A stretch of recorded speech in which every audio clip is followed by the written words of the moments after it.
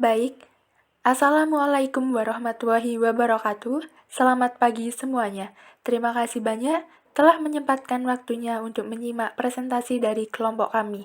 Perkenalkan, saya adalah Nila Fatul Fadilah, perwakilan dari kelompok 1-2G Akuntansi Manajemen yang akan membuka presentasi pada pagi hari ini. Sebelumnya, perkenalkan kelompok kami ada Indri Syabania Milayanti, Muhammad Fatul Hamam, Muhammad Raka Satria Apriansyah, Nila Fatul Fadilah, dan juga Sania Diana Putri. Dalam kesempatan kali ini, kelompok kami akan membicarakan topik tentang pengendalian internal. Selanjutnya, saya persilahkan. Nah, pertama kita akan bahas tentang sistem pengendalian internal. Apa sih pengertian pengendalian internal itu? Menurut Viveratna Sujaroni dalam bukunya yang berjudul Sistem Akuntansi, pengendalian internal adalah suatu sistem yang dibuat untuk memberi jaminan keamanan bagi unsur-unsur yang ada di dalam perusahaan. Sedangkan menurut Andi dalam bukunya yang berjudul Sistem Informasi Akuntansi, pengendalian internal adalah proses yang dirancang untuk memberikan jaminan tercapainya tujuan yang berkaitan dengan efektivitas dan efisiensi operasi, reliabilitas pelaporan keuangan, dan ketaatan pada peraturan hukum yang berlaku.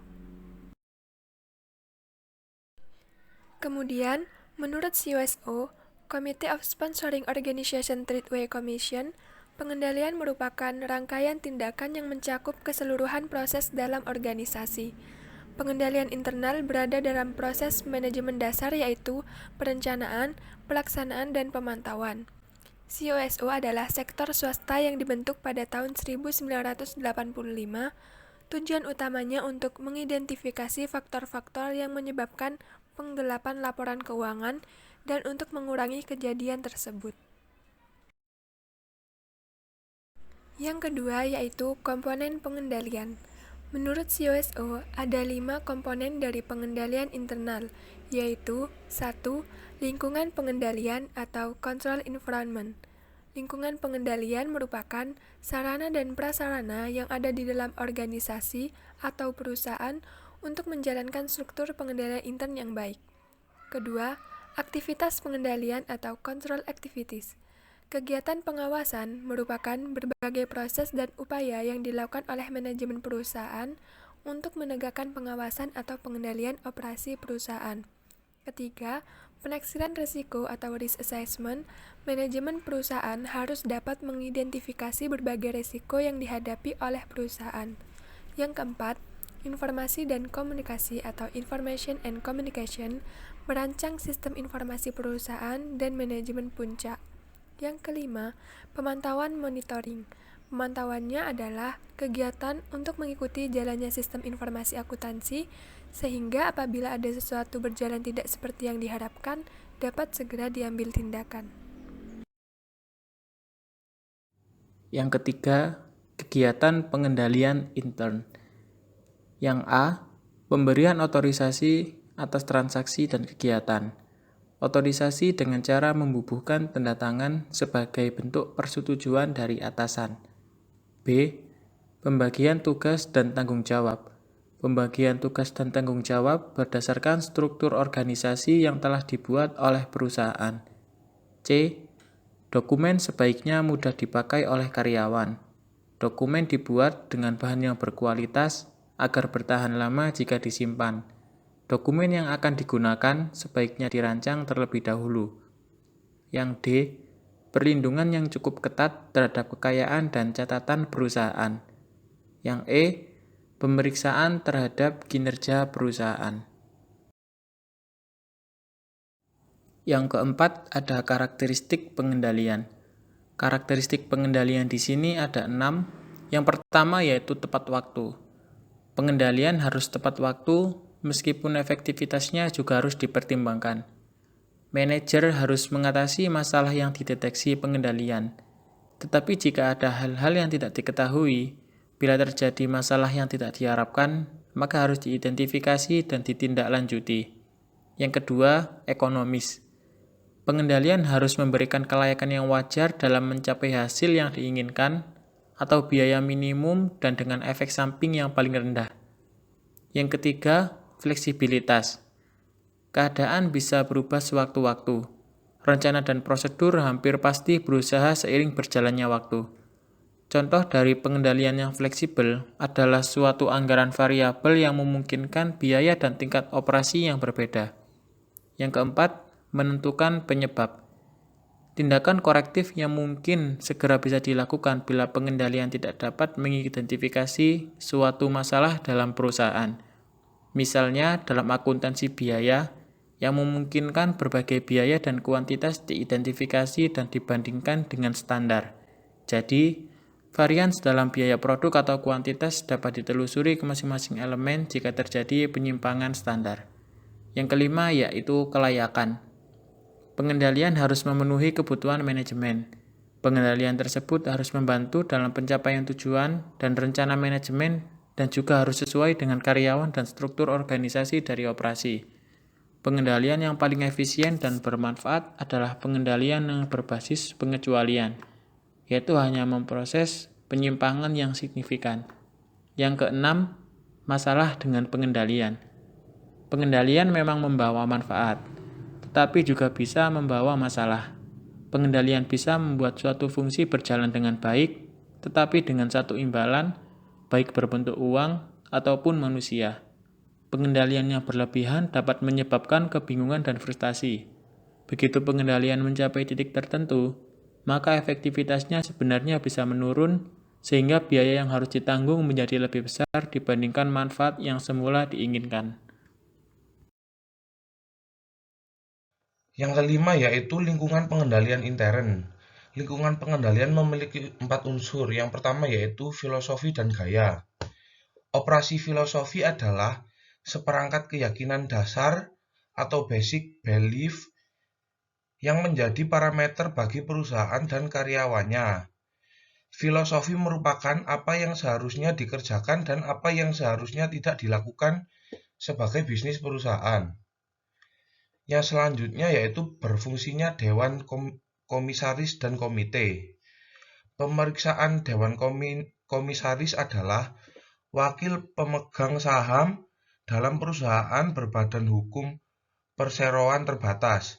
Dewan ini berfungsi mengawasi pengelolaan perusahaan yang dilaksanakan oleh manajemen atau direksi. Yang selanjutnya yaitu metode pengendalian manajemen.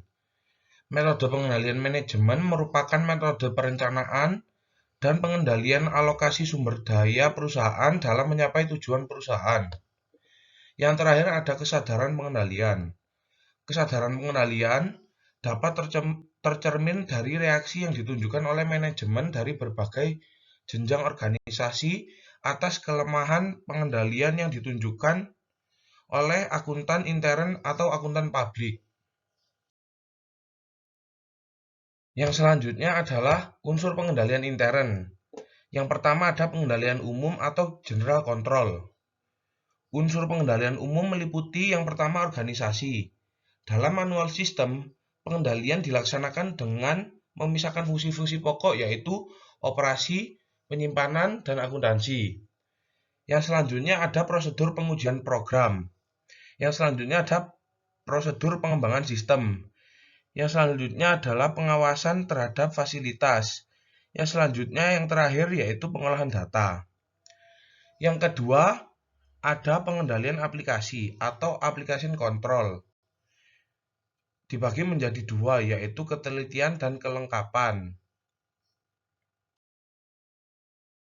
Yang C, tujuan sistem pengendalian internal.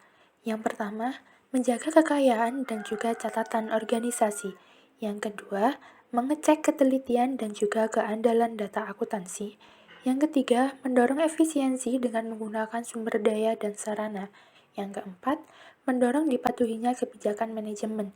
Jadi, tujuan dari pengendalian internal sendiri yaitu agar terhindar dari penyelewengan-penyelewengan dalam laporan itu sendiri dan juga meminimalisir kesalahan dalam sistem pengendalian internal. Yang D, siapa yang bertanggung jawab atas pengendalian internal akuntansi? Yang bertanggung jawab atas pengendalian internal akuntansi terletak pada manajemen puncak. karena di pundak mereka lah tanggung jawab atas pengelolaan dana yang dipercayakan oleh pemilik perusahaan berada di tangan manajemen puncak. Tapi tidak semua diserahkan pada manajemen tingkat puncak. Semua auditor, penyusun laporan keuangan, ataupun yang lain berhak bertanggung jawab. Tapi semua kendali berada di tangan manajemen tingkat puncak. Yang E, konsep yang salah mengenai sistem pengendalian internal. Konsep salah yang sering kali dilakukan oleh manajemen puncak atau yang sering disalahgunakan oleh para manajemen bahkan semena-mena adalah yang pertama, sistem pengendalian intern dikira merupakan tanggung jawab direktur keuangan saja. Jadi, dalam hal ini, manajemen sering melalaikan pekerjaannya untuk mengecek kembali laporannya. Yang kedua, adanya persepsi bahwa sistem pengendalian internal dapat menggantikan kekurang ahliannya dalam mengelola perusahaan. Padahal, kan dalam perusahaan, ini semua unsur dianggap mampu dan harus bertanggung jawab. Yang ketiga, sistem pengendalian intern seringkali disamakan dengan unit organisasi yang disebut dengan satuan pengawas intern dalam perusahaan. Yang keempat, adanya pendapat bahwa perancangan dan penerapan sistem pengendalian intern itu merupakan tanggung jawab satuan pengawas intern, padahal ini yaitu manajemen. Yang F, pendekatan untuk merancang pengendalian intern akuntansi. Yang pertama, menjaga kekayaan perusahaan. Menjaga kekayaan perusahaan dibagi menjadi dua. Yang pertama, penggunaan kekayaan perusahaan hanya melalui sistem otorisasi yang telah ditetapkan. Contohnya, pembatasan akses langsung terhadap kekayaan. Yang kedua, pembatasan akses tidak langsung terhadap kekayaan. Menjaga kekayaan perusahaan yang kedua yaitu pertanggungjawaban kekayaan perusahaan yang dicatat dibandingkan dengan kekayaan yang sesungguhnya ada. Jadi dalam hal ini yaitu pembandingan secara periodik antara catatan akuntansi dengan kekayaan yang sesungguhnya ada. Yang kedua, rekonsiliasi antara catatan akuntansi yang diselenggarakan. Jadi perbandingan antara laporan koran perusahaan dengan catatan asli. Selanjutnya adalah mengecek ketelitian dan keandalan data akuntansi. Yang A, pelaksanaan transaksi melalui sistem otoritas yang telah ditetapkan, yaitu pemberian otoritas oleh pejabat yang berwenang, pelaksanaan transaksi sesuai dengan otoritas yang diberikan oleh pejabat yang berwenang.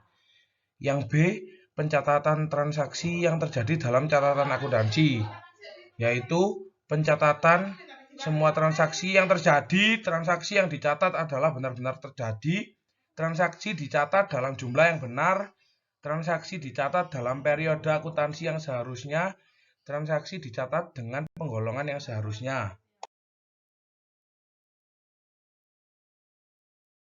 Yang keenam yaitu pengendalian intern akuntansi dalam lingkungan pengolahan data elektronik.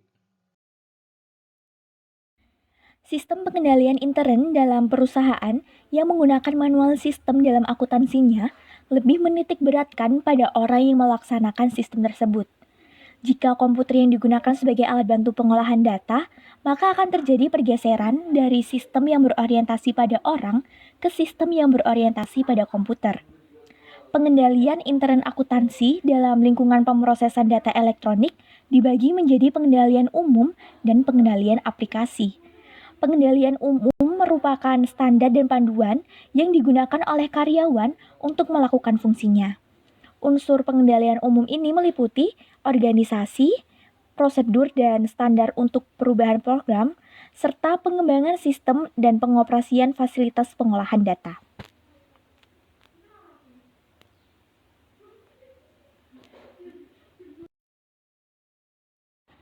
Selanjutnya, pengendalian aplikasi. Pengendalian aplikasi adalah sistem pengendalian intern komputer yang berkaitan dengan pekerjaan atau kegiatan tertentu yang telah ditentukan. Setiap aplikasi berbeda karakteristik dan kebutuhan pengendaliannya. Misalnya, komputerisasi kepegawaian tentu berbeda resiko dan kebutuhan pengendaliannya dengan sistem komputerisasi penjualan. Apalagi bila sistem penjualan tersebut didesain web-based atau e-commerce. Lalu apa perbedaan karakteristik pengendalian akuntansi dalam sistem manual dan sistem komputer? Jika dalam sistem manual, adanya pembagian tanggung jawab pelaksanaan suatu transaksi ke tangan beberapa orang atau departemen agar tercipta adanya cek silang dan spesialis data. Sedangkan dalam sistem komputer, karena ada ketelitian dan kecepatan pengolahan data dengan komputer, jadi lebih sedikit diperlukan cek silang dalam pengolahan, terutama yang menyangkut perhitungan dalam pengolahan data akuntansi.